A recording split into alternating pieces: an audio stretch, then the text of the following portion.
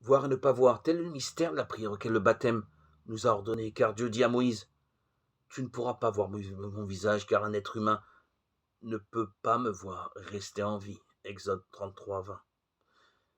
Mais Jésus, rayonnement de la gloire de Dieu, expression parfaite de son être, Hébreux 1, 3, affirme sans détour, celui qui m'a vu a vu le Père, Jean 14, 9. Or, pour nous, chrétiens du XXIe siècle, Jésus se laisse voir de manière privilégiée dans la prière, où il se rend présent, tout en demeurant caché à nos yeux, où il nous parle quand on lit l'Écriture, où il nous guérit, il nous relève, où il se tient au milieu de l'assemblée, qui prie et chante les psaumes. Dieu se donne à voir en Jésus-Christ, même si nous n'avons pas conscience cela est, et parfois il nous est donné de le goûter de manière plus sensible. Mais c'est dans la lente répétition du même que peu à peu se révèle le visage de Dieu, que le Christ dessine pour nous.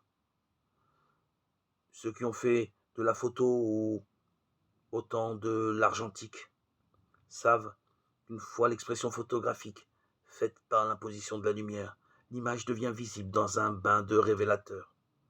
La plongée en écriture qu'est la prière expose à la lumière de la révélation par l'écoute du Verbe. Nous nous laissons travailler par le révélateur qu'est l'Esprit Saint. Et dans le silence de la longue patience, nous voyons dans la foi apparaître le visage du Père au fond de notre âme.